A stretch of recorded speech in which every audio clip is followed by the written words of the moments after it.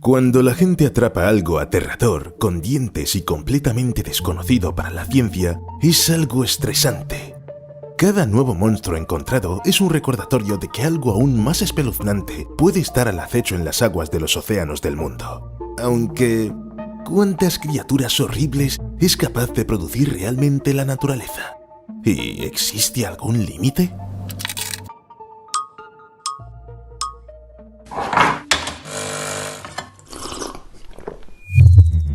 En febrero de 2019, un pescador llamado T. Hawking sacó del río Mari de Australia una criatura. Parecía un monstruo de una película de terror. 15 centímetros de largo, sin ojos, pero tenía dientes como de cristal y afilados como cuchillas. Sí, el monstruo podía morder. No quería tocarlo, y el pescador tuvo que emplearse a fondo para deshacerse de la extraña criatura. Al parecer, se pegó al cebo, y el hombre necesitó unos alicates. Era la única manera, ya que la criatura no se despegaba. Parecía como si el pescador hubiera atrapado una especie de alienígena. Las cosas resultaron ser un poco menos aterradoras. Lo más probable es que el monstruo fuera un tipo del góvido gusano. Es decir, un pez que tiene bastantes parientes similares con características interesantes. Por ejemplo, son capaces de sobrevivir fuera del agua durante un tiempo considerable aspirando aire en sus bronquios, y muy probablemente incluso desplazarse por tierra. Estas criaturas se denominan anádromas. Migran regularmente entre el agua dulce y el mar, pero, a diferencia de muchas otras, no lo hacen con fines de reproducción. A lo largo de su vida, los anádromos pueden recorrer más de 100 kilómetros, un largo camino para alguien que no tiene patas, y, sin embargo, no es una serpiente. Se reproducen en agua dulce, pero se alimentan y crecen en agua salada durante varios meses antes de regresar al agua dulce para seguir alimentándose y creciendo y volver a reproducirse. Por ello, puede encontrarse en cualquier masa de agua, ya sea salobre, salada o dulce. Y sí, podría parecer que la fealdad de este pez es el resultado de alguna desagradable enfermedad genética, pero es de hecho natural. Incluso es buena para ella. Por muy feas que sean las protuberancias del hocico, están cubiertas de estructuras sensoriales que ayudan al pez a navegar por el fango circundante. Esto también explica por qué el animal no tiene ojos. Como en las profundidades marinas, la vista no es especialmente útil en aguas turbias. Algunos góvidos también tienen aletas muy sensibles. ¿En serio? Los científicos las han analizado y han llegado a la conclusión de que las aletas de los góvidos Neogobius melanostomus son algo así como dedos humanos. El equipo de investigación recogió varios góvidos del lago Michigan y los llevó a su laboratorio, donde se instaló un acuario lleno de objetos de diversas texturas. Soltaron a los góvidos en el agua y empezaron a observarlos. Resultó que los peces utilizaban sus aletas para identificar distintas superficies. En algunos casos, los góvidos incluso deslizaban las aletas sobre distintos materiales, de forma similar a lo que hacen los humanos cuando pasan las manos por una superficie para sentir su textura. Y lo que es aún más impresionante, estos peces eran capaces de distinguir detalles muy finos y, sin embargo, sus aletas no son iguales que nuestras extremidades. El propósito evolutivo es diferente. En realidad, he estado pensando, normalmente la gente intenta tener el menor contacto posible con los peces más feos. Quizá por eso los góvidos, que parecen monstruos espeluznantes, no suelen pescarse para comer. Pero no en Japón ni en Tailandia. Otro tipo de góvidos, o warasubo, como se le conoce en japonés, es una criatura única que puede encontrarse en la bahía japonesa de Ariake, aunque también se encuentra en otras partes de Asia. Los góvidos tienen un aspecto intimidatorio con una cabeza grande, un cuerpo largo y unos dientes aterradores. En resumen, una criatura absolutamente horrible. En Japón, sin embargo, este pez es un manjar que se puede preparar de diferentes maneras. El warasubo se asa a la parrilla, se seca, se tritura para hacer una sopa espesa e incluso se utiliza como condimento adicional de una taza de sake caliente. Se dice que es una delicia muy sabrosa que solo se hace más sabrosa a medida que se mastica. En general, los japoneses utilizan los peces feos mucho más de lo imaginado. Tomemos como ejemplo la ciudad de Saga, que atrae cada año a unos 15 millones de turistas gracias a su Festival de los Globos. Sin embargo, esto no es suficiente para sostener la debilitada economía local, y la ciudad decidió atraer serpientes alienígenas carnívoras para hacer publicidad. O mejor dicho, mini películas de terror sobre ellas. Por un lado, los gobios de los que acabo de hablarte son perfectamente inofensivos, aunque tienen un aspecto espeluznante. Por otro, la idea de la película es lo suficientemente loca como para funcionar. Japón tiene una cultura del terror floreciente, y la idea de enfrentarse a el alienígena de Ariake podría calar hondo entre los viajeros locales. Además, ya está funcionando. El anuncio ha recaudado cerca de $1 millón. No solo los japoneses se han fijado en el parecido de los gobios con los famosos alienígenas. En las redes sociales, muchos han comparado a los peces con el xenomorfo, el monstruo alienígena de Alien y sus secuelas. Si lo piensas bien, los gobios se parecen a las crías de xenomorfo y a su tercera fase de desarrollo. Sí, los mismos que estallan del pecho de su huésped, dejando tras de sí un amasijo sanguinolento en lugar de un cuerpo.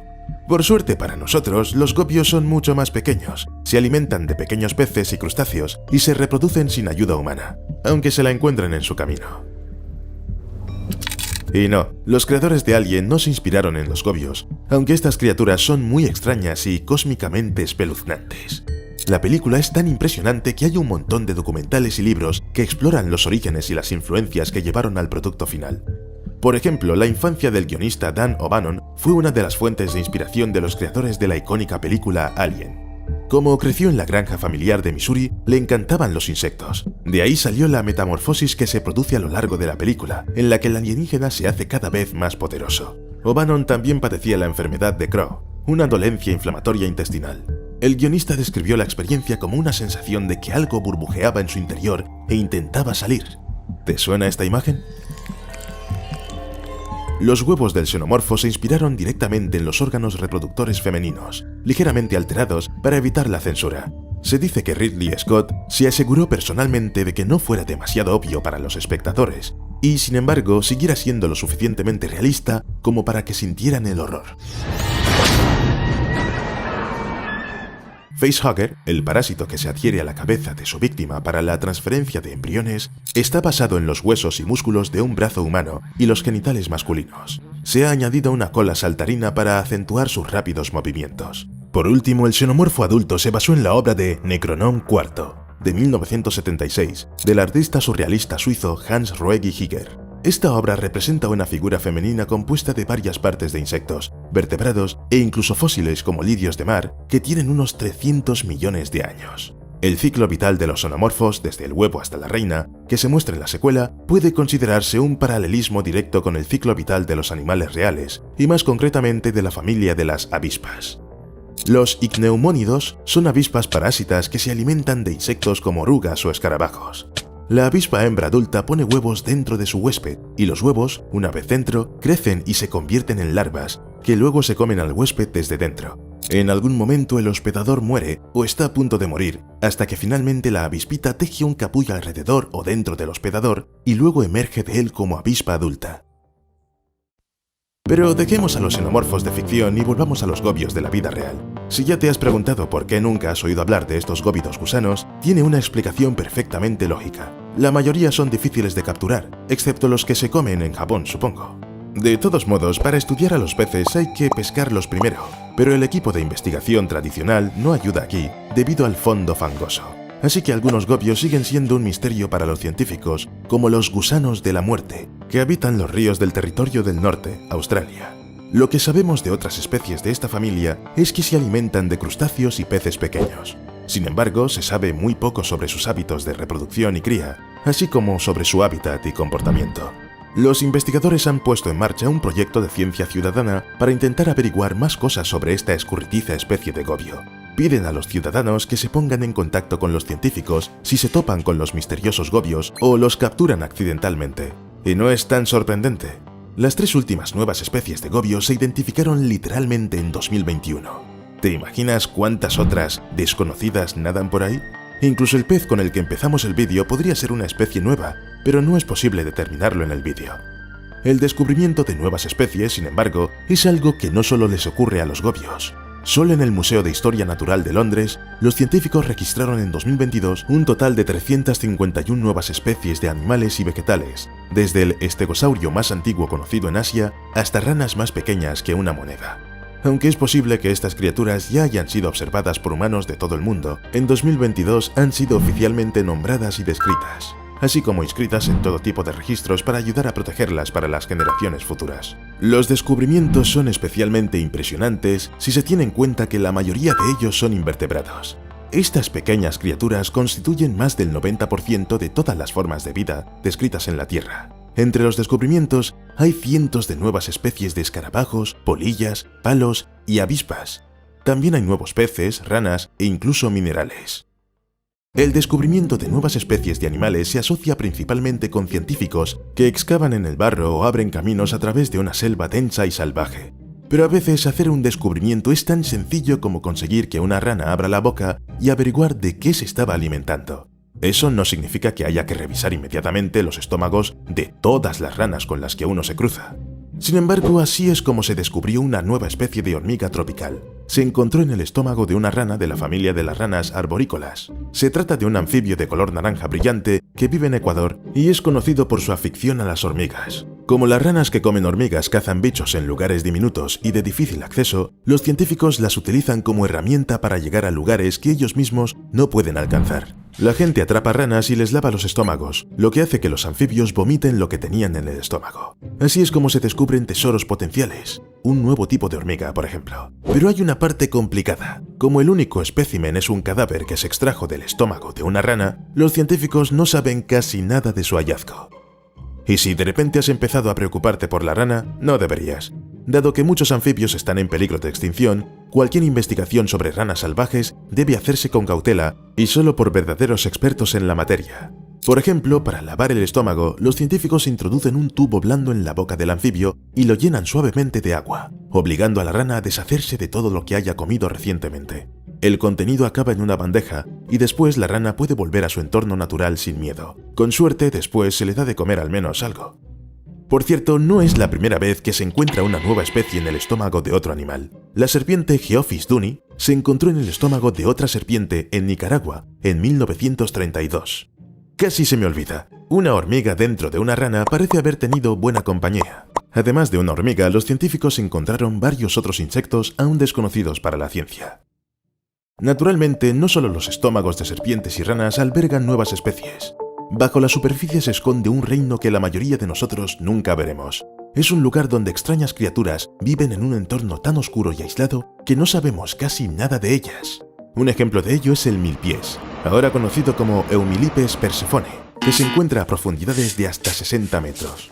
Su hallazgo no fue accidental. Los científicos perforaron agujeros en el suelo e introdujeron en ellos una trampa hecha con un tubo de plástico lleno de vegetación húmeda. Los milpiés se arrastraban y quedaban atrapados. Así fue como se encontró Eumilipes persephone. No es mala idea bautizar a una criatura subterránea con un montón de patas con el nombre de la bella diosa de la antigua Grecia. Pero no es solo su nombre lo que hace notable a Eumilipes persephone. Tiene 1306 patas. Descritos por primera vez en 2021, los individuos alcanzan los 95 milímetros de longitud y alrededor de 1 milímetro de diámetro. Sí, son diminutos, pero tienen entre 198 y 330 segmentos corporales, y más de 1000 patas.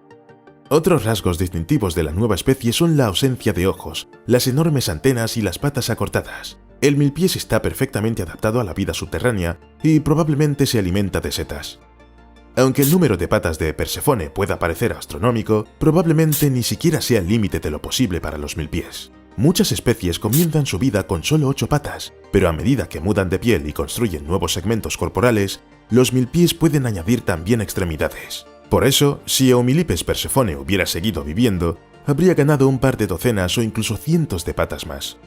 Pero, ¿para qué querría alguien tantas extremidades? Quiero decir, sí, a veces me vendría bien un par de brazos extra, y sin embargo eso no es razón para hacerlos crecer a propósito, gastando millones de años. Los científicos sospechan que este número de patas permite a Eumilipes persephone caminar en 8 planos diferentes a la vez, lo que le facilita maniobrar alrededor de obstáculos como rocas y guijarros. ¿Te puso la piel de gallina esta historia sobre un montón de pies? ¿Y te hizo sentir incómodo? De hecho, muchas personas no soportan los milpiés, y encontrarse con una especie doméstica como el ciempiés doméstico puede provocar verdadero pánico y ganas de agarrar inmediatamente una zapatilla. ¿O qué tienes cerca?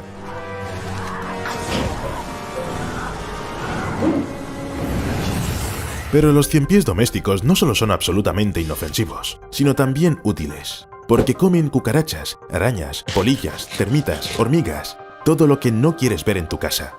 Además, no transmiten ninguna enfermedad, así que la próxima vez intenta dejar al ciempiés doméstico en paz. Seré sincero, cuando encontré uno en el baño, no entré hasta que se escondió. Me gustaría que los milpies tuvieran un aspecto más bonito y así su ayuda a los humanos sería más fácil de apreciar, como ayuda de las cabras, por ejemplo. En California, un equipo de bomberos se asoció con cabras para crear zonas seguras alrededor de las casas amenazadas por los incendios. Uno pensaría, ¿qué? ¿Las cabras y los bomberos? Pero es muy sencillo. Los animales comen algo que les sirve de combustible, vegetación seca. El resultado es una protección contra incendios respetuosa con el medio ambiente y comparativamente barata. Las cabras mordisquean estratégicamente las plantas para evitar que vuelvan a aparecer. Se coloca una valla especial alrededor de las cabras en una zona que hay que limpiar de plantas hasta que la zona designada sea segura. Luego se repite todo en una nueva zona. Sin embargo, las cabras también pueden ser delincuentes. En Telangana, India, la policía detuvo a 2 cabras por comerse arbolitos plantados por la ONG Salva los Árboles. Los animales consiguieron destruir 150 arbolitos. ¿Quizás solo querían salvar a la gente de los incendios? Sea como fuere, los activistas pillaron infraganti a los delincuentes y los entregaron a la policía. Las cabras fueron llevadas a la comisaría más cercana y liberadas solo después de que el propietario pagara una multa de $12. Pero eso no es nada. En Nigeria, la policía detuvo a una cabra sospechosa de intento de robo a mano armada. La policía llevó al animal a comisaría diciendo que la cabra era en realidad un ladrón armado que intentaba robar un Mazda o sustraer objetos de valor del coche. Cuando el ladrón fue descubierto, utilizó magia negra para transformarse en cabra, pero fue detenido de todos modos. Cuando eres niño y te regalan un conejo para la Navidad, es un gran regalo. Si no es solo un conejo, sino 24 a la vez, entonces... bueno, puedes criarlos, que tampoco está mal. Pero lo que parecería un inocente regalo de Navidad en forma de 24 conejos en 1859 se ha convertido en la invasión biológica más devastadora de Australia, según un estudio reciente. Todo empezó con un rico terrateniente llamado Thomas Austin, que trajo 24 conejos salvajes a su finca de Melbourne. Algunos dicen que para cazarlos, otros para criarlos. Sea como fuere, a los conejos les va especialmente bien con la cría. Austin les ha dejado campar a sus anchas por la finca y los animales se han aprovechado de tan lujosas condiciones. Al cabo de solo 3 años, estos 24 conejos se habían convertido en miles de individuos que seguían reproduciéndose. En 50 años, las simpáticas mascotas del hombre rico se habían extendido por todo el continente. Esta foto fue tomada en 1938. Sí, había tantos conejos. Este hecho provocó un desastre en Australia. Los conejos mostraron la mayor tasa de colonización como mamíferos importados jamás registrada. Merece la pena señalar que Austin no fue el primer hombre que trajo conejos a Australia. 5 animales iban a bordo de la primera flota de barcos británicos que llegó a Sídney en 1788, y en los 70 años siguientes se introdujeron al menos 90 más. Pero fueron los descendientes de esos 24 conejos los que acabaron dominando el continente. ¿Pero por qué es eso un problema? Quiero decir, bueno, ¿has visto los conejos? Quiero decir, son adorables y aparentemente inofensivos. Bueno, en primer lugar, los conejos son una especie invasora para Australia, y las especies invasoras son casi siempre perjudiciales para cualquier ecosistema establecido. Y en segundo lugar, los adorables e inofensivos conejos destruyen los cultivos, y en tal número que provocan la erosión del suelo. Los conejos no solo han dañado la tierra cultivable australiana, sino que también han contribuido a la extinción de especies vegetales y animales autóctonas. No a propósito, por supuesto. No parecen criaturas capaces de malas acciones. Sin embargo, genéticamente hablando, los conejos descendientes de las mascotas de Austin resultaron ser los verdaderos villanos. Bueno, o al menos muy bien adaptados para sobrevivir en la naturaleza. A diferencia de otros conejos australianos que mostraban rasgos como la docilidad, las orejas caídas y el color extravagante del pelaje, los conejos descendientes de la cría de Austin tenían un gran número de antepasados salvajes. Y los genes de esos antepasados les habían enseñado a evitar a los depredadores y a sobrevivir en terrenos difíciles. Y estos conejos también demostraron ser muy adaptables. Todo lo que necesitaban para vivir era el suelo adecuado para cavar madrigueras y hierba corta para pastar. Australia tiene ambas cosas. Lo único que faltaba era criar. Los conejos salvajes también lo han hecho bien. Son conocidos por su capacidad para criar durante todo el año, desde una edad bastante temprana. Imagínate, más de 4 camadas al año, hasta 5 conejos en cada camada. Todo un ejército. Y había que hacer algo con este ejército. Investigadores gubernamentales, biólogos, agricultores y muchos otros intentaron deshacerse de los conejos invasores. Este es el aspecto de la relativamente pequeña captura tras la caza de conejos. Pero ni siquiera eso perjudicó a la población en modo alguno. Los conejos se reproducían más rápido de lo que podían ser capturados. Todo empezó con las vallas. Es más, El gobierno incluso encargó la construcción de dicha valla, que se extendía por Australia Occidental de norte a sur. Sin embargo, la valla no funcionó. Un artista de la época representó claramente lo ineficaz que era la valla para conejos. También se sabía que los granjeros destruían las madrigueras de los conejos para intentar controlar así la población. Tenía sentido. Destruir las madrigueras privaba a los conejos de un lugar donde reproducirse y criar bebés sin peligro. Tenía sentido, pero al final la destrucción de las madrigueras tampoco funcionó. En los años 50, el gobierno recurrió al biocontrol. Liberaron conejos en el sureste de Australia con mixomatosis, una enfermedad vírica aguda específica de la especie. Por cierto, se cree que el agente causante de esta enfermedad es el primer virus introducido a propósito en la naturaleza para matar animales. Aunque este virus causó la muerte de muchos conejos en Australia, con el tiempo simplemente desarrollaron inmunidad. De nuevo, no sirvió de nada. Había que pensar en otra cosa. Esta es la filmación del cebo envenenado para conejos siendo cargado en un avión. Esto fue tomado en 1965. Y aquí, sí, están explotando a los conejos. Australia realmente ha intentado todos los medios imaginables. Aún así, la gente se las arregló para encontrar una cura. El ganador fue el virus de la enfermedad hemorrágica del conejo, que se transmitía por las moscas y mataba a los conejos 48 horas después de ser infectadas. Los científicos recurrieron a este virus en 1996 y pronto acabó con el 90% de la población de conejos en las regiones áridas. Este gráfico muestra claramente cómo ha cambiado la población de conejos en los últimos 100 años. Cada descenso pronunciado coincide con una época en la que los humanos utilizaron un nuevo método de control. Por desgracia, como las moscas son el vector del virus, la enfermedad no afectó a los conejos que vivían en regiones más frescas y húmedas. Además, con el tiempo, los conejos también empezaron a desarrollar resistencia a este patógeno. Bueno, ¿dónde hemos acabado? La colonización de Australia por conejos salvajes es una de las invasiones biológicas más emblemáticas y devastadoras de la historia de la humanidad. A pesar de todos los intentos humanos por controlar de alguna manera a estos animales, hoy en día hay unos 200 millones de conejos salvajes en Australia. Siguen amenazando a unas 300 especies de plantas y animales y cuestan a la economía 200 millones de dólares al año en daños agrícolas.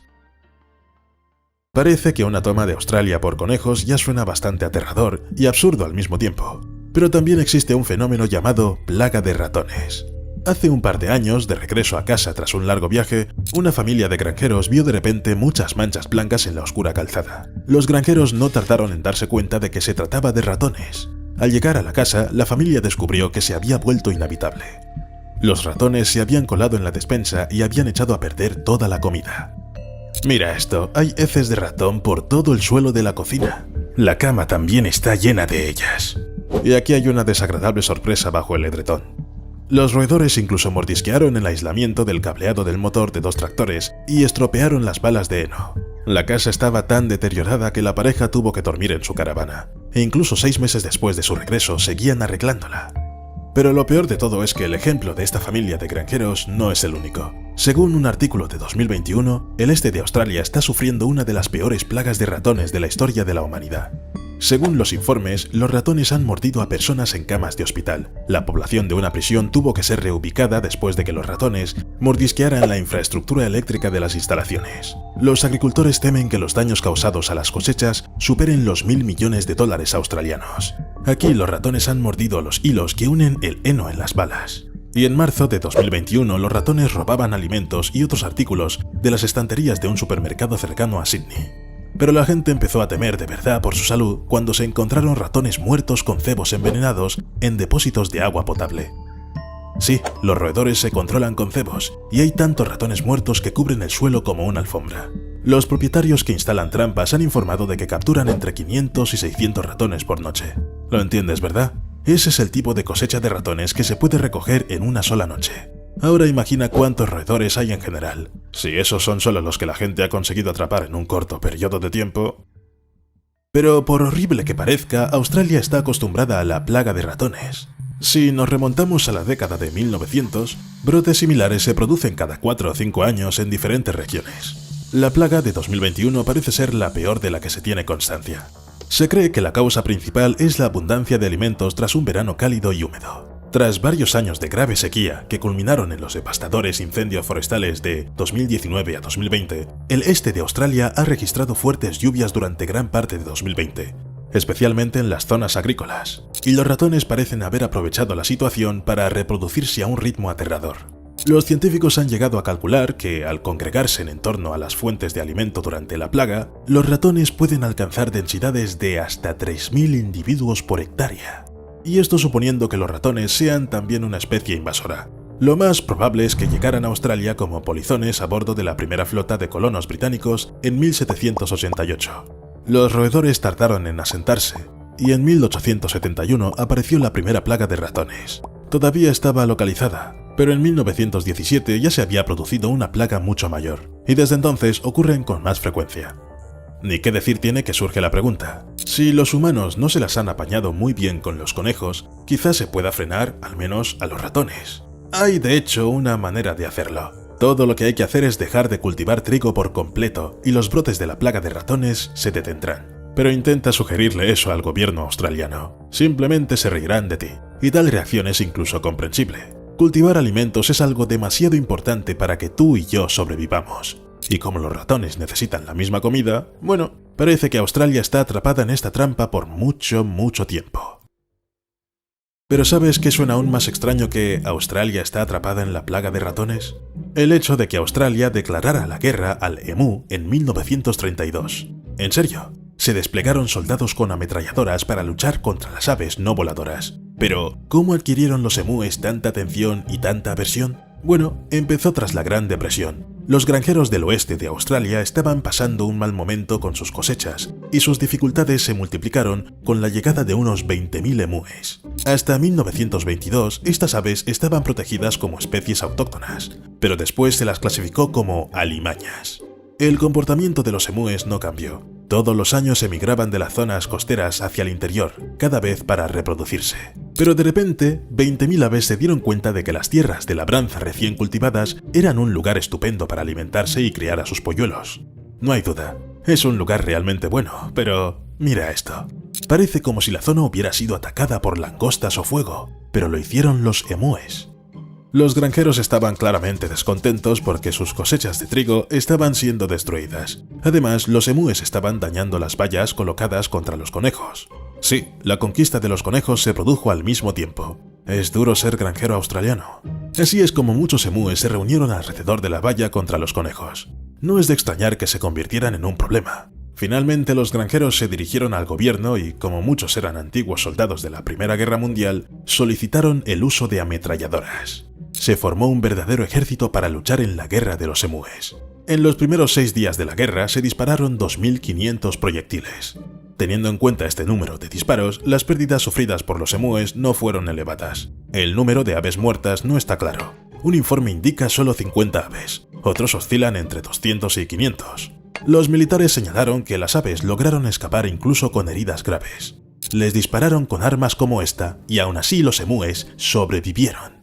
Esto es lo que dice el comandante Meredith sobre sus adversarios. Si tuviéramos una división militar con la capacidad de recibir tantos disparos como estos pájaros, podría plantar cara a cualquier ejército del mundo. Pueden enfrentarse a ametralladoras con la invulnerabilidad de los tanques.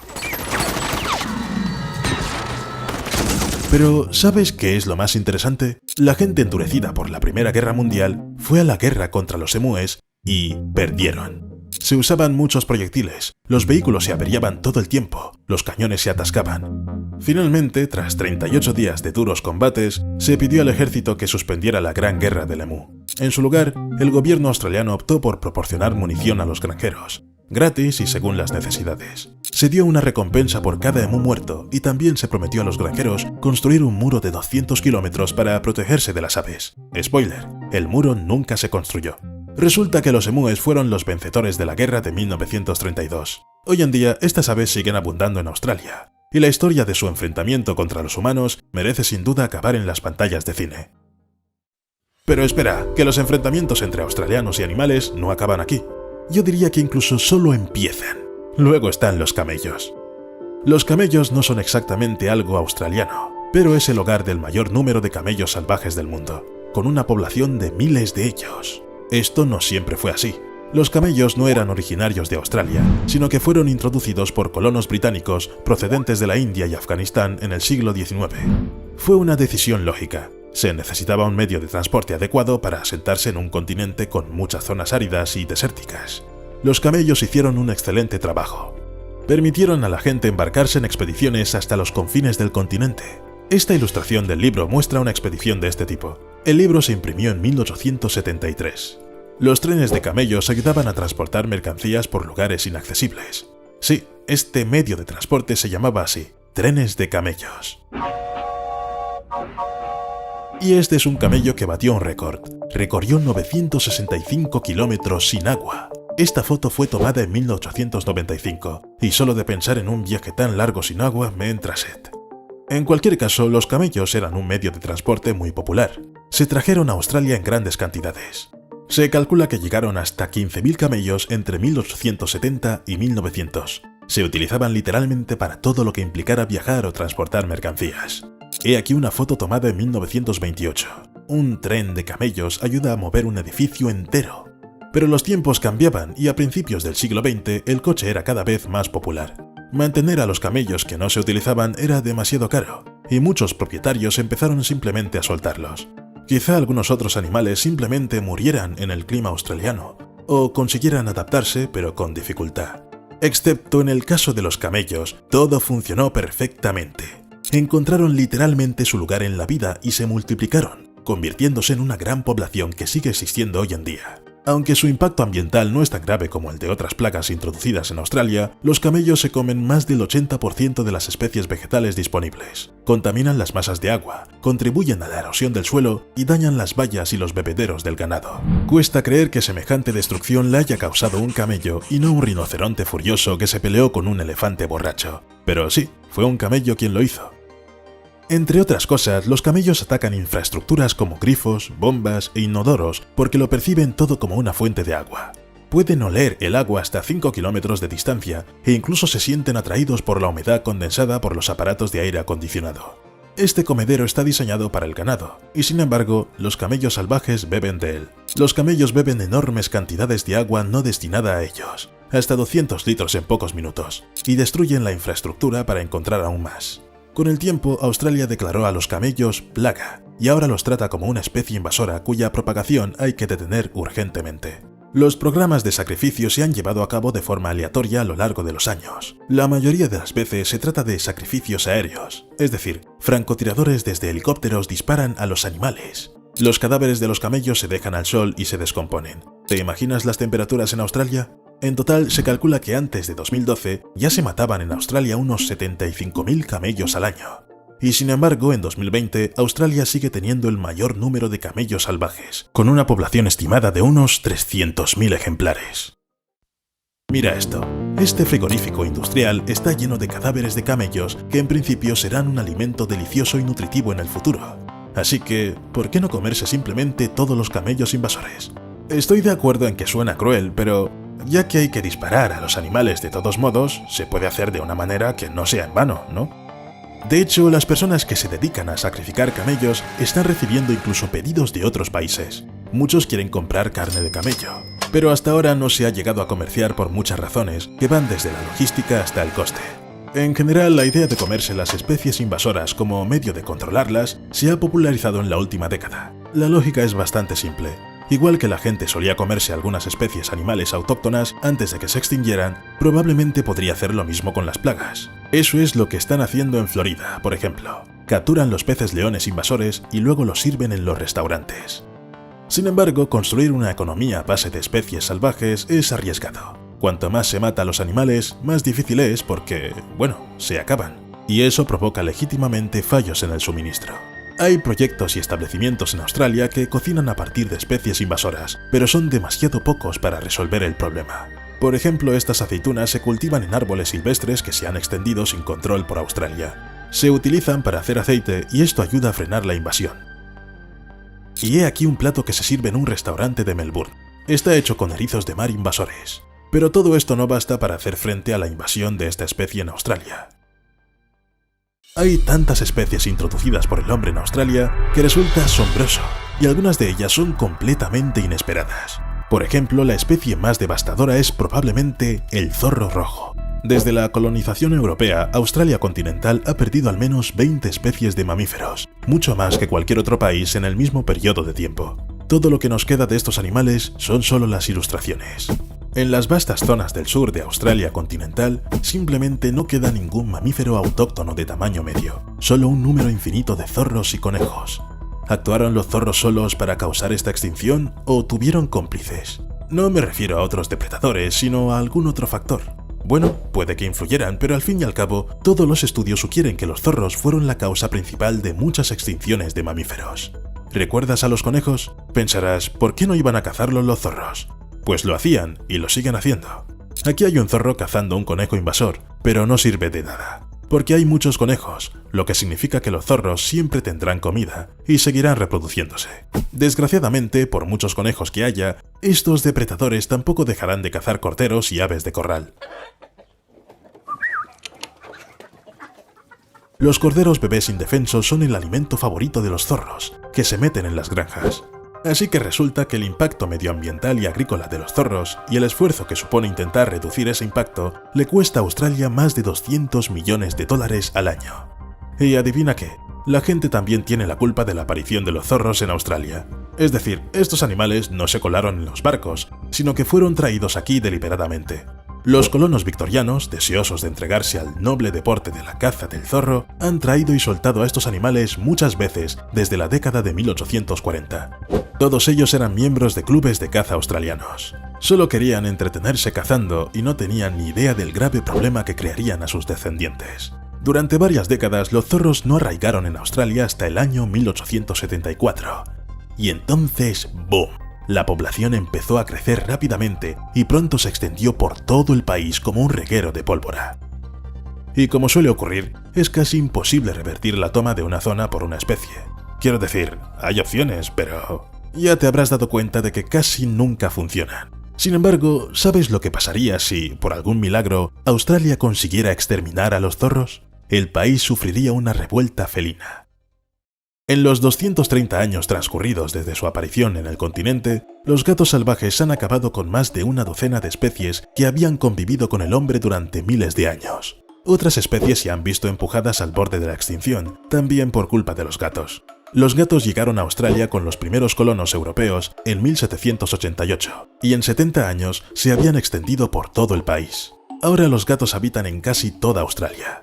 Por término medio, hay unos 2,8 millones de gatos callejeros vagando por el continente, pero los expertos afirman que la cifra podría aumentar hasta los 5,6 millones.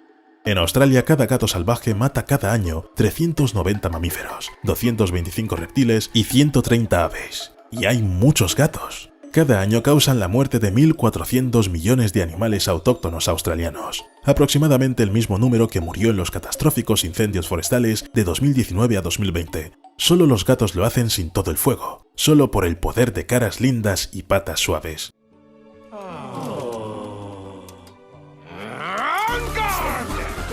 Este gato atrapó una cacatúa banderada, un ave de una especie rara que está en peligro de extinción en Australia. Y sí, el gato no se avergüenza en absoluto de ello. Como ya te habrás dado cuenta, Australia está constantemente plagada de diversas especies invasoras. Según el Museo Australiano, más de 3.000 especies no autóctonas han llegado a las costas del continente desde 1770. Entre ellas hay mamíferos, aves, plantas, insectos y otros invertebrados, hongos, alimañas y criaturas marinas. Se encuentran por toda Australia, y algunos están tan arraigados en su nuevo hogar que muchas personas no se dan cuenta de que una planta que riegan con cariño o un pájaro al que tiran migas es en realidad una plaga no deseada. Es más, el tema de los animales invasores en Australia es tan agudo que incluso se trató en un episodio de Los Simpson, en el que Bart suelta un sapo y acaba convirtiéndose en toda una infestación.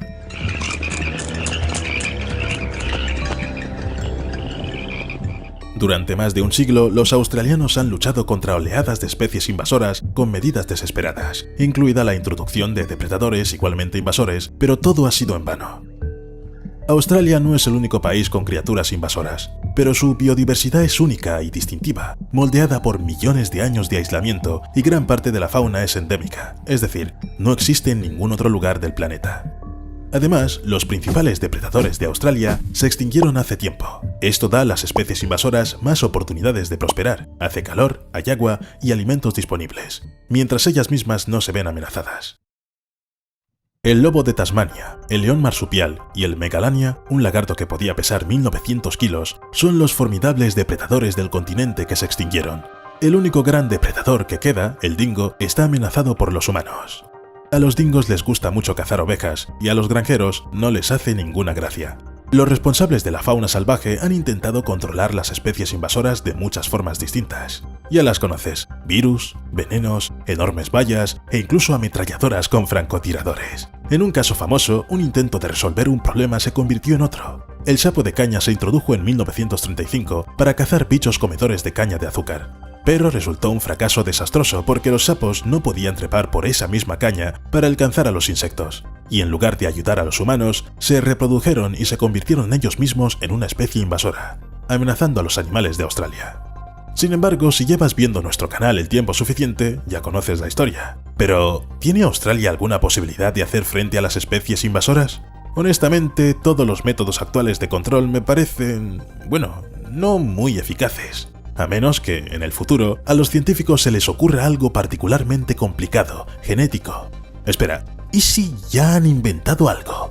Vale, necesitamos más datos, y Steve y yo vamos a intentar encontrarlos. Ten paciencia y... Probablemente ya sepas cómo funcionan las especies invasoras de los animales. Steve y yo hemos hablado de ello más de una vez, pero también hay un invasor en el mundo vegetal. Es kudzu. Se cree que se originó en Japón, donde se vio frenada por el clima, pero una vez que el kudzu está en territorio ajeno, otras plantas no tienen posibilidad de escapar. ¿Cómo ocurre esto? El kudzu es una planta trepadora que se extiende con nuevos brotes y rizomas, bloqueando la luz a otras plantas. Sí, se extiende, bloqueando completamente el sol. Imagina que estás cubierto con una enorme y pesada manta bajo la que no puedes moverte. Así es como funciona el kudzu, y asfixia a sus víctimas. Las propias plantas sufren, las hojas muertas también, la composición del suelo cambia. Parece que debemos mantenernos alejados del kudzu lo más lejos posible, pero a veces la propia gente propaga el kudzu, de forma deliberada y por dinero. Por ejemplo, la enredadera se vendió como planta ornamental en la exposición de Nueva Orleans de 1883. Después, el kudzu se utilizó como forraje para el ganado, para controlar la erosión del suelo e incluso como camuflaje. La gente realmente pensó que había encontrado la solución perfecta a varios de sus problemas a la vez, hasta que la planta quedó fuera de control. Suena como el comienzo de una película de terror. Empezó a extenderse demasiado rápido y sin control. En Estados Unidos, el kudzu llegó a recibir el apodo de la enredadera que devoró el sur. Por supuesto, la gente ha intentado y está intentando combatirlo de alguna manera. El kudzu se corta, se rocía con herbicias, se destruyen las raíces, pero parece que las cabras son las que mejor lo hacen. Sí, cabras normales, ni siquiera entrenadas de alguna manera astuta. Simplemente comen kudzu con tal velocidad que en 15 días pueden destruir los arbustos enteros. Lo mejor de todo es que no piden nada a cambio. Pero si lo piensas, eso es exactamente lo que hacen esos animales. Se alimentan de vegetación. ¿Y qué hay de un equipo especial de 60 profesionales y un supervisor? Un equipo capaz de frenar la naturaleza, de no dañar el medio ambiente, de salvar prácticamente el mundo. Vale, estoy hablando de animales otra vez, pero esta vez el foco está en las ovejas. Nashville Sioux Crew son 60 ovejas y un border collie llamado Dougie, que son llevados por todo Nashville, Tennessee, para ayudar a controlar las especies invasoras y limpiar las zonas con exceso de vegetación. Porque las ovejas son esencialmente unos cortadores de césped naturales de 4 patas que pueden comer vegetación de hasta 180 centímetros de altura y también desplazarse por terrenos accidentados. Mira, ¿por qué vamos a inventar algo más? Vamos a cortar el césped con ovejas. Imagina lo genial que sería que las ovejas pudieran manejar cualquier especie invasora, una especie de fuerzas especiales. Pero resulta que mientras los animales resuelven un problema, los humanos extienden otros nuevos por la tierra. Durante décadas, el pequeño asesino silencioso ha estado matando ranas y salamandras en todo el mundo comiendo su piel viva. Me refiero al hongo quítrido, que ha causado la extinción de al menos 501 especies de anfibios. ¿No te parece lo suficientemente grande? ¿Y si te dijera que se trata de una de cada 16 especies conocidas por la ciencia? Y son los humanos los responsables de la propagación de este hongo. A principios del siglo XX, las actividades humanas normales, como el comercio, extendieron accidentalmente el hongo por todo el mundo. En el camino, evolucionó hasta convertirse en algo mortal. Bueno, probablemente ya sabes sin mí cómo surgen las distintas cepas aterradoras y la velocidad con la que se pueden propagar. Permíteme recordarte que es a través de la piel que los anfibios respiran, y entonces la enfermedad va más profundamente, deteniendo el corazón. Por supuesto, en cuanto los científicos se dieron cuenta de que los anfibios estaban desapareciendo rápidamente en el planeta, se apresuraron a hacer algo al respecto, y crearon un proyecto llamado el Arca de los Anfibios. No es un barco gigante, pero el concepto es más o menos similar. Especies seleccionadas que corren el riesgo de extinguirse se mantienen en cautividad hasta que su población aumenta y se elimina el riesgo de extinción. Normalmente, los defensores de los animales prefieren, por supuesto, que todas las criaturas salvajes permanecieran en su hábitat natural, pero aquí la gente simplemente no tiene otra opción. Sobre todo porque las especies invasoras casi siempre se propagan como resultado de la acción humana. Y no me refiero solo a los casos en los que la gente lleva deliberadamente a alguien, inapropiado a un territorio inadecuado. Cada año, el turismo y el comercio son más globales, lo que significa que podemos movernos por todo el planeta. Y los animales se mueven con nosotros, a menudo sin ni siquiera informar de ello. Los polizones destruyen los ecosistemas. Eso es lo que le pasó a la rata gris, por ejemplo. Se cree que este roedor se originó en el norte de China y zonas vecinas, y que luego se extendió por todo el mundo, lo que supuestamente ocurrió en la Edad Media. Poco a poco, la gente construyó rutas comerciales, viajó, descubrió nuevas tierras y las ratas le siguieron a todas partes. En el siglo XVIII, las ratas se extendieron incluso a las islas del Pacífico, tras esconderse en las bodegas de los barcos, y se convirtieron en una plaga para las especies autóctonas. Las ratas siguen causando estragos en los ecosistemas y propagando enfermedades mortales. Una vez más, todo es culpa de los humanos. Aunque, seamos sinceros, ¿quién en el siglo XVIII habría pensado en la llegada de un par de ratas a una isla? Las pitones tigre oscuras son otro asunto. En realidad, son originarios del sudeste asiático, pero de repente se encontraron en el otro lado del mundo, Florida. Entre 1996 y 2006, las pitones tigre oscuras se volvieron muy populares como mascotas y se importaron más de 90.000 a Estados Unidos. Te daré un segundo para que comprendas esa cifra. 90.000. Y en 1992 también hubo un huracán que destruyó una granja de cría de pitones, lo que hizo que las serpientes escapadas se extendieran y poblaran el Parque Nacional de los Everglades. Pero esa es solo una de las razones. Estas pitones son muy populares, pero a veces crecen demasiado y la gente las suelta en la naturaleza. Una idea genial. Deja que la naturaleza se ocupe de ellos. Ahora imagina que eres una serpiente que de repente se encuentra en una zona sin depredadores naturales, pero con muchas presas sabrosas. Es el lugar perfecto. Criemos ahora. En las zonas donde las serpientes se sienten especialmente cómodas, los zorros y los conejos han desaparecido, los mapaches, las zarigüeyas, los ciervos e incluso los linces han sido casi exterminados. Las poblaciones de aves y coyotes se han visto amenazadas, además de la pantera de Florida, que tampoco se siente bien aún sin los pitones. Incluso esta lista puede no ser completa. Las pitones podrían haber acabado con muchas más especies, simplemente engulléndolas más rápido de lo que los humanos podrían darse cuenta. La gente, en general, no se da cuenta de que llevan por el mundo los animales peligrosos, y al fin y al cabo, las pitones también compiten por las presas con los depredadores locales, como los caimanes, es decir, pueden influir en estos animales también, privándoles de sus presas, obligándoles a salir de sus hábitats, o a actuar de forma aún más insidiosa. Las pitones tigre oscuras se cruzan con las serpientes de Florida, creando híbridos súper resistentes que son aún más difíciles de eliminar. Aunque la gente ciertamente lo intenta, cazan pitones e incluso celebran concursos especiales, pero hay demasiadas serpientes y cada vez hay más. Por un lado, es claramente una perspectiva aterradora, pero por otro, ¿conoces la historia de China y los gorriones? Steve, dame ese archivo de Guerra de los Gorriones. A finales de la década de 1950, China estaba llevando a cabo una reforma agrícola y como parte de ella, decidieron deshacerse de los gorriones. ¿Por qué? Se pensaba que estos pajaritos se comían las cosechas, así que había que deshacerse de ellos. China declaró literalmente la guerra a los gorriones. La gente hacía todo el ruido posible, haciendo que los pájaros volaran y evitando que se posaran. Los gorriones simplemente caían al suelo por la fatiga. En 6 meses se mataron casi 2.000 millones de gorriones y la cosecha aumentó. Pero resultó que junto con ella llegaron más langostas y orugas. Los pájaros que normalmente se comían las plagas ahora simplemente habían desaparecido. Las cosechas fueron destruidas y la hambruna se desató, matando a millones de personas. Al final, la Academia China de Ciencias admitió que la guerra contra los gorriones había sido un error grave. E incluso hubo que importar aves de otros países para reanimar la población. Los gorriones resultaron ser mucho menos dañinos para los cultivos que las langostas. Como se dice, la gente tenía que elegir el menor de los males. Pero las cosas eran muy diferentes con los conejos australianos.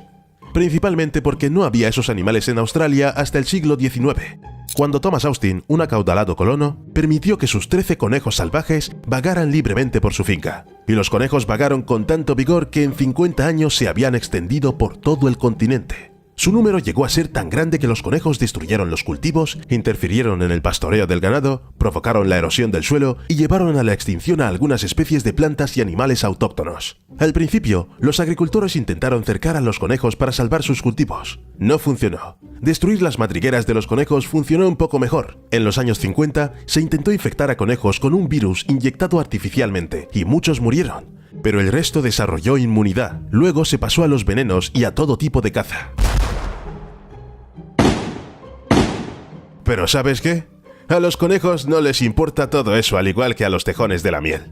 Todavía hay un montón de ellos y la gente sigue sin poder hacer nada al respecto. Tal vez las cosas serían mucho más fáciles si los depredadores se involucraran. Cuando el ser humano no interfiere de ninguna manera en la vida silvestre, los animales de los distintos niveles de la cadena alimentaria saben cómo resolver esos problemas por sí mismos. Y cualquiera puede convertirse en un salvador, incluso, no sé, patos.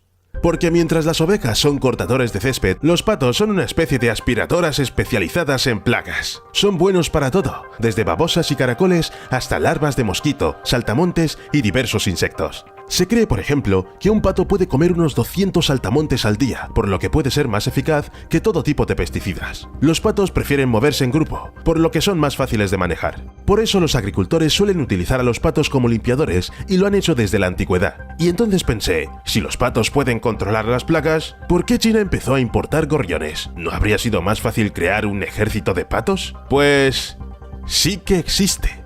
En 2020, China estaba dispuesta a enviar un ejército de 100.000 patos a Pakistán para ayudar a combatir una plaga de langostas. No puedo. Un ejército de patos. Esta llama se mete entre el coyote y las ovejas no porque es tonta, es su protectora, una guardaespaldas profesional. Una llama guardiana es un animal especial utilizado en agricultura para proteger a ovejas, cabras, gallinas u otro ganado de depredadores como coyotes, dingos, perros, zorros y similares. Sí, las llamas son realmente capaces de hacerlo. Es más, se sabe que a veces las llamas matan a los coyotes que deciden cazar a los que guardan. Se trata más bien de una excepción a la regla. Las llamas no son tan propensas a atacar, pero son eficaces contra los depredadores solitarios y basta con mirar las estadísticas. Según un estudio de 1990, la tasa media de pérdidas por ataques de depredadores descendió del 21% al 7% tras la introducción de la llama guardiana. Otros estudios afirman que, en más del 50% de los casos, las llamas han librado por completo a sus propietarios de pérdidas de ganado. Pero, ¿cómo es que las llamas han demostrado ser excelentes guardaespaldas? Porque son instintivamente vigilantes y cuando algo va mal, saben cómo llamar la atención sobre el alborotador.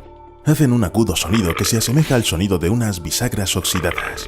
Las llamas también pueden caminar amenazadoramente hacia un depredador o incluso correr hacia él, persiguiéndolo, pateándolo y escupiendo. Debe ser muy frustrante cuando eres un temible depredador y te escupe una llama. Esta llama se ha dado cuenta del peligro y lo ha denunciado. Entonces empieza a vigilar a su adversario. A menudo esto ya es suficiente para asustar al depredador, pero si la mirada amenazadora no funciona, la llama no dudará en perseguir y pisotear al intruso, si no se aleja lo bastante rápido. Por supuesto, una guardia eficaz requiere ciertas condiciones. Las llamas macho solitarias son las más adecuadas para esta labor, ya que se encariñan con sus presas, sobre todo cuando son todavía pequeñas. Esta llama reacciona con agresividad incluso cuando los extraños simplemente se acercan a las ovejas. Muchos criadores de ovejas y cabras señalan que rápidamente se crea un vínculo especial entre los corderos y su llama guardiana. Aquí tenemos una llama que ha establecido un vínculo con el cordero, y por eso lo protegerá de cualquier depredador. ¿Y sabes qué es lo mejor? Las llamas no necesitan ser adiestradas para esto. Bueno, al menos nadie las entrena específicamente. La capacidad de guardia es algo inherente a determinados individuos y no a toda la especie. Algunas llamas son totalmente indiferentes a lo que ocurre a su alrededor, así que no son muy buenas vigilando. Pero, ¿qué tal si hay no un solo guardaespaldas, sino todo un ejército?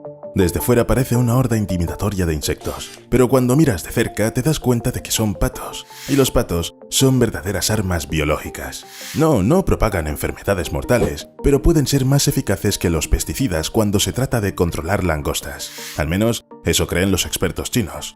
Cuando Pakistán sufrió una plaga de langostas hace unos años, China ofreció su solución plumífera. Resulta que un pato es capaz de comerse más de 200 langostas al día, y si las aves formaran un verdadero ejército de 100.000, era fácil calcular que podrían consumir hasta 20 millones de insectos al día. En caso de invasión de langostas, es un verdadero milagro. Sin embargo, la idea de utilizar patos para ayudar a salvar Pakistán se abandonó más tarde. El clima del país es muy seco y por tanto inadecuado para las aves amantes del agua. Pero todo esto no cambia el hecho de la existencia de un ejército de patos en algunas regiones. Hay pequeños grupos que vigilan los cultivos. Además, se sabe que los patos han sido utilizados por el hombre para tales fines desde hace mucho tiempo. E incluso existe el término cría integrada de patos y arroz. La cría conjunta de patos y arroz en arrozales de regadío se registra en China desde hace unos 600 años. Y los agricultores chinos la practicaron durante siglos antes de que aparecieran los fertilizantes nitrogenados sintéticos y los pesticidas químicos. Es más fácil y rápido utilizarlos, pero desde que la humanidad empezó a preocuparse por los problemas medioambientales, las cosas han empezado a cambiar. En 2016 incluso hubo un anuncio oficial. Los agricultores de China, Japón, Irán y Francia están volviendo gradualmente a los antiguos métodos de cultivo del arroz, utilizando más aves y menos pesticidas. En los arrozales, los patos realizan dos tareas importantes a la vez: mantener a los insectos alejados del cultivo y desherbar. Arrancan las malas hierbas y dejan estiércol como alimento orgánico para las plantas, de modo que los arroceros no necesitan fertilizantes artificiales. En resumen, todo son ventajas. Pero, ¿por qué exactamente los patos son tan buenos en esto? Hay muchas otras aves de corral. En 2000, China envió miles de patos y pollos a Xinjiang, donde la plaga de langosta destruyó más de 3,5 millones de hectáreas de tierras de cultivo. Aunque ambas especies de aves trabajaron muy duro, los investigadores descubrieron que los patos resultaron ser los comedores más voraces. Y también era más fácil de reunirlos en grupos cohesionados y manejables que perseguir las gallinas a las que no se les da muy bien la disciplina. Se afirma que una gallina solo puede comer 70 langostas al día. Comparado con los 200 insectos que puede comer un pato, la elección es obvia.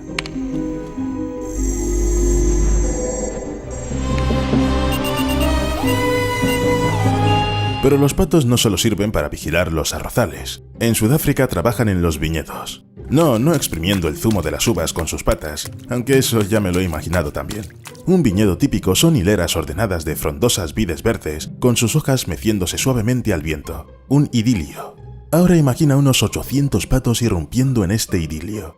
El viñedo de Stellenbosch cría a las aves para que ayuden en la explotación. Los patos llevan trabajando aquí desde 1984, y la finca tiene incluso un programa de cría. Los patos hacen el mismo trabajo que con el arroz, matan caracoles y otras plagas, y luego fertilizan la tierra con el resultado de su comida. Los patos también se han convertido en una atracción turística. Pero, ¿y si Pakistán no fuera tan seco y los patos pudieran vivir allí? ¿Habrían podido hacer frente a las langostas?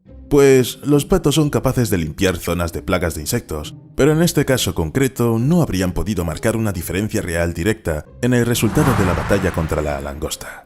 Se ha calculado que las nubes de langostas producen entre 40 y 80 millones de insectos por kilómetro cuadrado. El grupo en sí puede cubrir varios cientos de kilómetros cuadrados. Cuando se conocen estas cifras, los patos no parecen tan eficaces. En fin, dejémosles luchar contra menos enemigos. Cabe decir que este uso de unos animales para controlar a otros tiene incluso nombre propio: control biológico. Aunque el término se introdujo por primera vez en 1919, la gente lleva haciendo este tipo de cosas desde siempre, porque no hace falta dar a algo un nombre especial para que el proceso funcione. Así es como ya se protegían los cultivos de cítricos en China en los años 300 de nuestra era. Sí, el primer informe sobre el uso de unos insectos para controlar a otros se remonta al año 300 después de Cristo. Por aquel entonces, en China, la gente comerciaba con nidos de hormigas pegados a las ramas. Los agricultores los compraban, los colocaban en las plantaciones de cítricos y protegían así sus cultivos contra las plagas de insectos. En general, este es un ejemplo frecuente de control biológico, cuando se introducen unos insectos en una zona que les es ajena para exterminar a otros que son perjudiciales para el ser humano. Por ejemplo, así es como las mariquitas comunes pueden ahorrar millones de dólares a la gente. Los agricultores las utilizan en los campos de algodón para erradicar la plaga del pulgón. Pero no vamos a hablar de ellos porque, bueno, estas guerras de bichos no son tan interesantes comparadas con el uso que la gente hace de los vertebrados. Y a veces nada bueno sale de ello.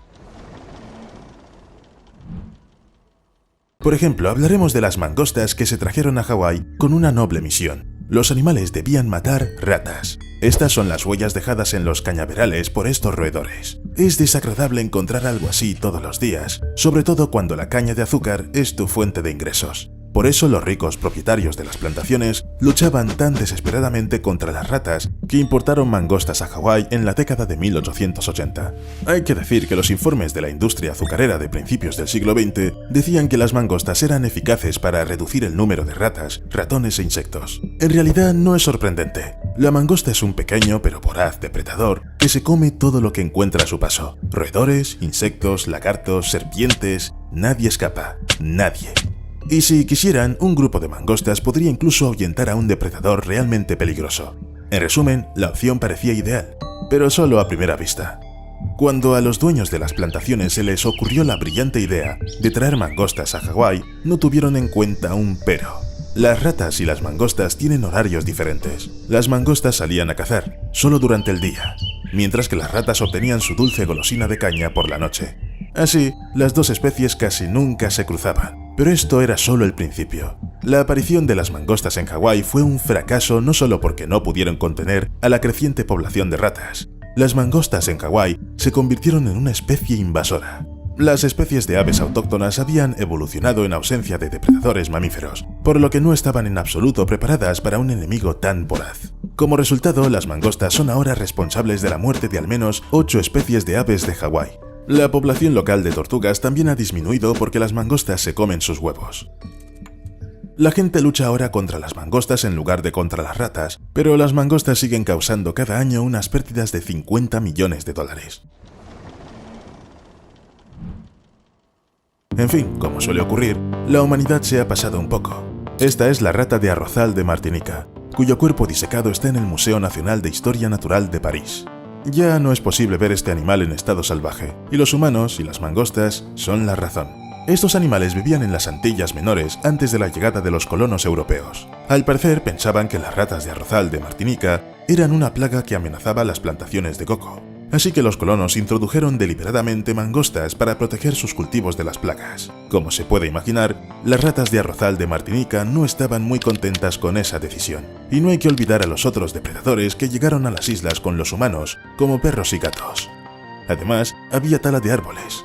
En fin, las últimas ratas de arrozal de Martinica no sobrevivieron y murieron a principios del siglo XX.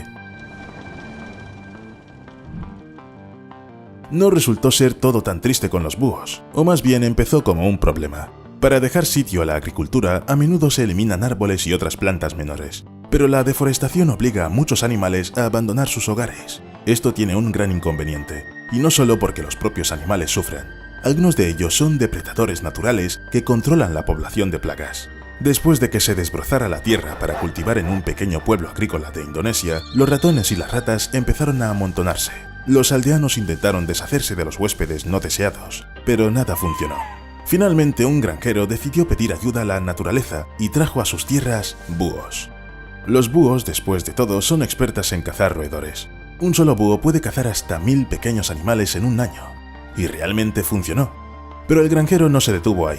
Puso en marcha el programa de depredadores naturales. Los búhos se dedican ahora a cazar ratas y ratones en los campos que rodean el pueblo de Logoweru. Este granjero también está criando búhos en el pueblo. Al cabo de unos 4 meses, las crías se liberan en la naturaleza. Y en 2011 el hombre empezó a instalar jaulas especiales en las que viven los búhos. Pero volvamos a Hawái. Cuando las mangostas no dieron resultado, en los años 50 decidieron poner allí búhos titónidos.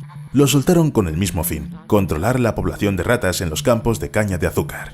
Junto con los búhos también llevaron garzas, como depredador para las moscas para el ganado, pero algo volvió a salir mal. Este búho fue fotografiado saliendo del nido subterráneo de un petrel hawaiano, un ave autóctona de Hawái. Y esto es lo que los investigadores encontraron en el nido al día siguiente. Esto es todo lo que quedaba del pobre petrel. Sí, los búhos se habían olvidado de los roedores y empezaron a depredar especies de aves endémicas que no estaban preparadas para la llegada de depredadores. Este problema persiste todavía hoy y la gente intenta averiguar qué hacer al respecto. Es necesario tanto salvar a las especies locales como causar el menor daño posible a los búhos titónidos. Al fin y al cabo, no es culpa suya que los hayan traído a las islas. Mientras tanto, con los estorninos, la gente ha ido aún más lejos y ha diseminado estas aves por todo el mundo. Como de costumbre, nada parecía sugerir mala suerte. Al fin y al cabo, era una buena idea. El estornino pinto se introdujo en Australia para erradicar las plagas de los cultivos. Los primeros colonos estaban ansiosos por darles la bienvenida, creyendo que también serían útiles para polinizar el lino, el cultivo básico de la zona. Incluso instalaron nidos para estorninos en las granjas y cerca de los cultivos. Así la gente quería que los pájaros vivieran cerca. En 1857 los estorninos se introdujeron en Melbourne y 2 décadas más tarde en Sydney. Para sorpresa de todos, hicieron más mal que bien. Y es que los estorninos son aves voraces que disfrutan comiendo fruta y semillas, las mismas que se supone que deben proteger. Los estorninos también son bastante agresivos, no temen pelearse con otras aves por la comida y el territorio. También ocupan los lugares de nidificación e incluso los propios nidos, de modo que otras especies tienen problemas para criar polluelos. Después de todo, los estorninos han aumentado enormemente su número en solo un par de décadas, y ahora vuelan por todo el continente en enormes y temibles bandadas de 3.000 ejemplares cada una. En la década de 1920, los estorninos estaban muy extendidos por Victoria, Queensland y Nueva Gales del Sur, y ya entonces se consideraban plagas. Llegó un momento en que la gente incluso empezó a luchar contra los estorninos, y a lo largo de 3 décadas se exterminaron unas 55.000 aves. Pero los estorninos pintos también llegaron a Nueva Zelanda. Cuando los primeros colonos llegaron a las islas, empezaron a cultivar activamente la tierra. Tras la destrucción masiva de arbustos para crear tierras de cultivo, la ecología quedó tan alterada que el país se vio abrumado por una epidemia de insectos. Según un antiguo boletín agrícola, se arrastraban por la tierra en enormes hordas. La acumulación de orugas era un espectáculo que horrorizaba a los agrónomos. Privados de su alimento habitual, los insectos atacaban en poderosos ejércitos, devorando los cultivos a su paso y dejando los campos vacíos, como si nunca se hubiera sembrado nada en ellos. En definitiva, era realmente espeluznante. Y uno de los pocos recursos de que disponían los granjeros de la época eran las ovejas. Se soltaban grandes rebaños en terrenos infestados de orugas, donde las pezuñas de los animales funcionaban incluso mejor que los rodillos. Sí, la gente aplastaba literalmente los insectos con ayuda de las ovejas. Pero eso no era suficiente. Incluso intentaron cavar zanjas profundas para detener la invasión de orugas. Los pájaros de la zona fueron de gran ayuda e incluso los agricultores empezaron a considerarlos sus mejores amigos. Sin embargo, los pájaros, poco familiarizados con los humanos, no querían instalarse cerca de los campos, así que decidieron pedir ayuda en forma de estorninos y gorriones. Hacia 1862 se importó una bandada de 17 pájaros. En los 20 años siguientes se desembarcaron y soltaron un gran número de pájaros en diversas partes del país. Pero he aquí la cuestión. La gente estaba familiarizada con los estorninos. Después de todo, sabían que estas aves se alimentaban de semillas. ¿Por qué se llevaron entonces a nuevos territorios? En realidad hay una explicación para eso. Las aves importadas debían reunir 3 cualidades. En primer lugar, no debían ser migratorias, pues de lo contrario se malgastaría el tiempo y el dinero invertidos en su aclimatación. En segundo lugar, debían ser lo suficientemente fecundas como para reproducirse y vencer pronto a las plagas de insectos. Y lo más importante, debían poder alimentarse tanto de insectos como de semillas. De lo contrario, simplemente no sobrevivirían al invierno. Así que la gente tuvo que arriesgarnos. Hoy en día los estorninos viven en Nueva Zelanda, Australia, Sudáfrica, América del Norte y del Sur, Fiji y varias islas del Caribe. Han llegado a todos estos lugares gracias al ser humano, pero los motivos eran distintos. Los estorninos no siempre fueron traídos para el control de insectos, pero ese es un tema para otro vídeo. Y si te preguntas legítimamente por qué los animales importados siempre se convierten en un problema, te respondemos. La gente piensa en sus propios beneficios. Por lo general, simplemente no prevé las consecuencias ni es capaz de hacerlo. El hombre al que mataron las garras y los dientes de tigre se llamaba Vladimir Markov. Era un cazador furtivo que había cometido el trágico error de disparar al tigre de Amur y luego robar parte de la presa del tigre cerrando un par de muslos de jabalí, que el tigre dejó en la nieve para una comida posterior. Así, el hombre se convirtió en un enemigo mortal. Para que te hagas una idea, se trataba de un macho alfa en su mejor momento, de casi 3 metros de largo de nariz a cola y más de 200 kilogramos de peso, que, según el autor del libro, combinaba la agilidad de un gato y el peso de un frigorífico industrial. Cuando un tigre así cae sobre su presa, puede compararse a un piano que se ha caído por la ventana de un segundo piso. A esto se añaden garras en forma de gancho tan mortíferas como las de un velociraptor, patas que podrían matar a un oso pardo a golpes y mandíbulas que se cierran con una fuerza de 10 veces superior a la necesaria para aplastar la tráquea de alguien. Y lo que es peor, como depredadores en la cima de la cadena alimentaria, los tigres también poseen una gran inteligencia, una memoria asombrosa y un temperamento extremadamente vengativo. Decir que Markov tuvo mala suerte es no decir nada. El tigre herido y furioso cazó al cazador furtivo y lo hizo deliberadamente. El tigre acechó la cabaña de Markov, destruyendo sistemáticamente todo lo que tenía su olor, y luego esperó en la puerta principal a que Markov regresara a casa. No fue una respuesta impulsiva del animal, que se abalanzó sobre su agresor inmediatamente. El tigre esperó de 12 a 48 horas antes de atacar. Markov parecía saber que el tigre quería venganza, y el cazador furtivo se enfrentaba a una dura disyuntiva: abandonar su cabaña en el bosque y no volver jamás, o matar al tigre y luego venderlo por partes para obtener beneficios en el mercado negro. Pero la elección realizada resultó ser un trágico error. Cuando finalmente el hombre y el animal se encontraron cara a cara, Markov consiguió disparar al tigre a bocajarro con su escopeta, pero sin mucho efecto. El tigre solo se enfureció más. Ya has entendido cómo acabó la pelea, y los investigadores sospechan que el depredador se comió a su atacante no por hambre. Sin embargo, la historia del tigre continúa. El animal herido, tras probar la carne humana, empezó a considerar a los humanos como presas. Pocos días después, el depredador asesino volvió a atacar. Esta vez la víctima era un joven exmilitar que había ido a cazar al bosque. Lo único que quedaba de él eran restos de ropa, un reloj, una cruz personal y un par de botas. Los expertos afirman que en ambos casos el tigre eligió víctimas concretas, las localizó y esperó pacientemente varios días antes de tenderles una emboscada mortal. Incluso hay información de que, en el segundo caso, el tigre supuestamente trajo un colchón de una cabaña cercana para tumbarse cómodamente, a la espera de que apareciera su humano elegido. Al final, la bestia sitió un pueblo entero, aterrorizando a los lugareños, y cazó humanos durante varias horas antes de que las autoridades consiguieran matarla. Si lo piensas, la razón del comportamiento del tigre es más que comprensible. Primero, el deseo de venganza, y luego el animal simplemente no podía parar. Pero este tigre no es el único que sufrió moral y físicamente las acciones de los cazadores furtivos.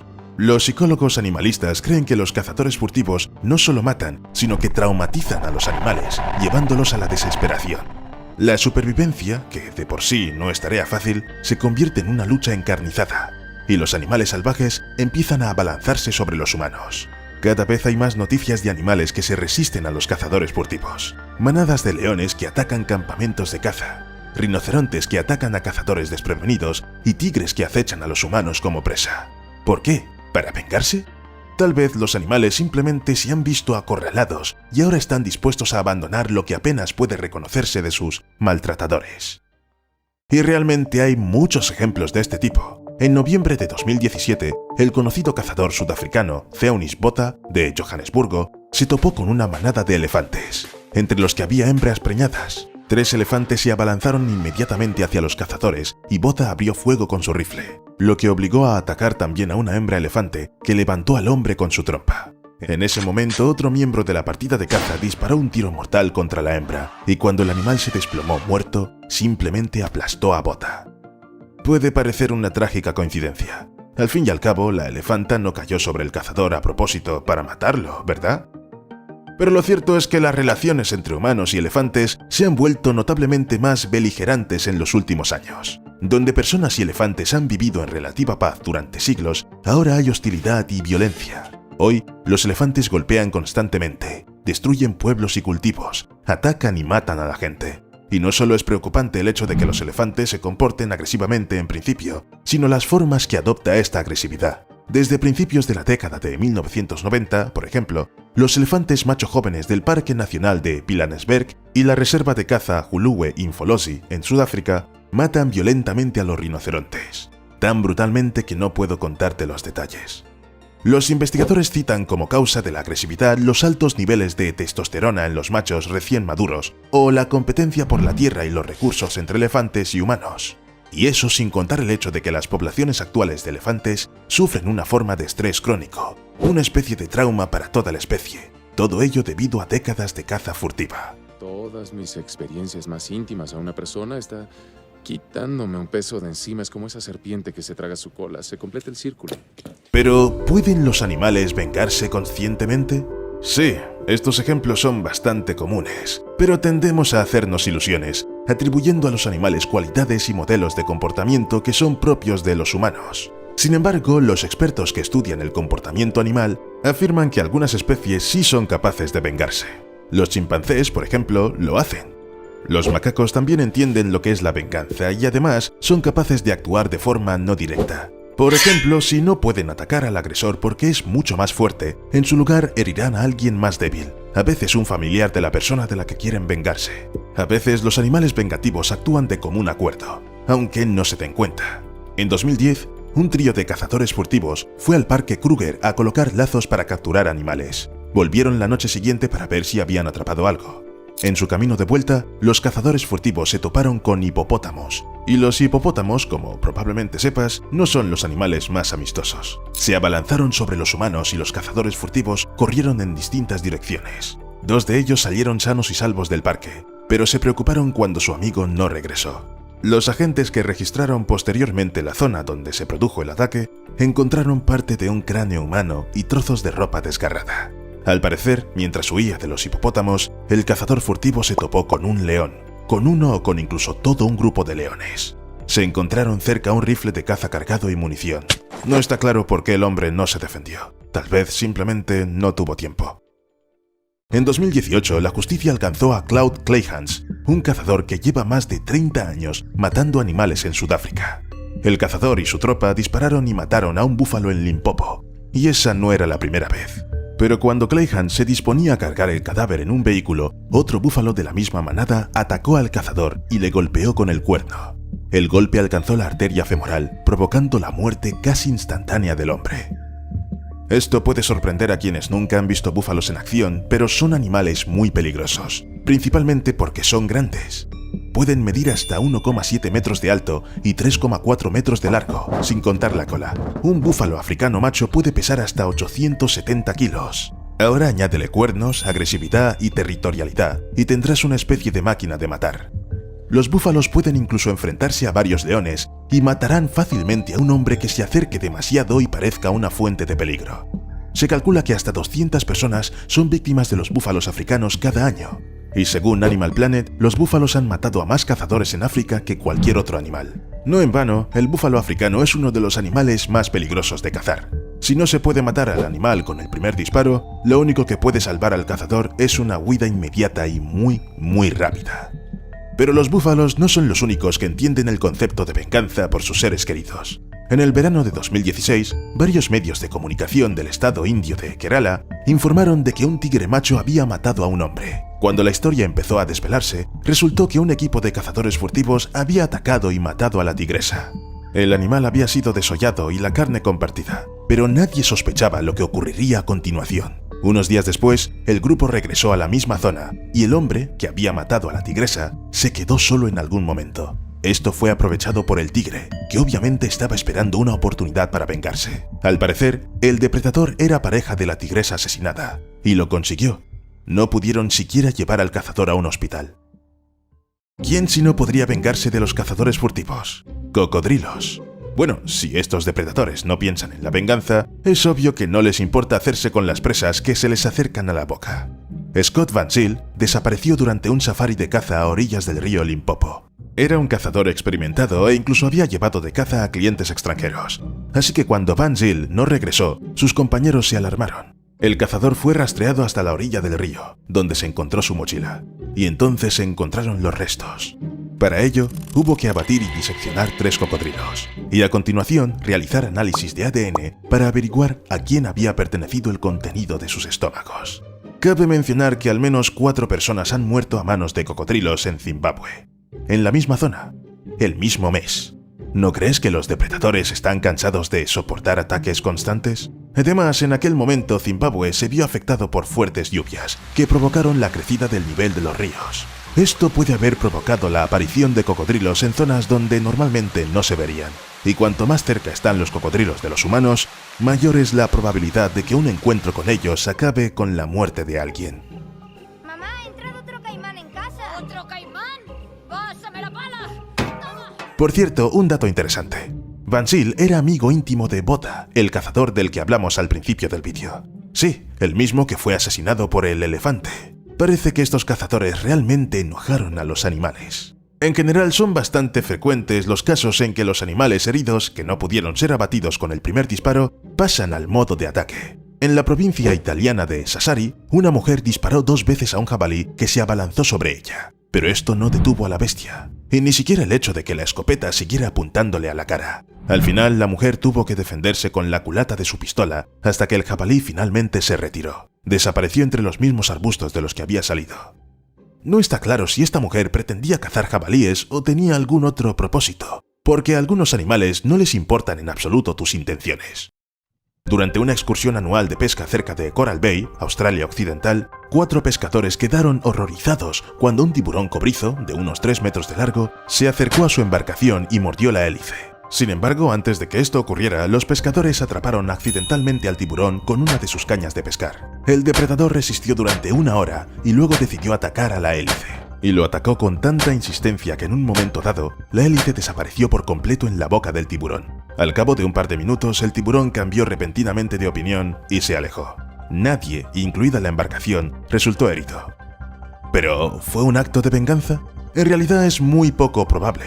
Los tiburones se sienten atraídos por los impulsos eléctricos que emiten algunos motores del barco. Normalmente los depredadores leen estos impulsos de sus presas, captando hasta las más pequeñas contracciones musculares. Pero está claro que la evolución no esperaba que aparecieran en los océanos una especie de motores de barco. Resulta que los motores de los barcos emiten impulsos eléctricos, y esto confunde a los tiburones. Otra razón probable es el interés de la investigación. Un tiburón muerde para ver si debe comerse un objeto. Al fin y al cabo, hay muchas cosas flotando en el vasto océano. Hay que averiguar cuáles saben bien y cuáles son solo hélices. ¡Hasta luego!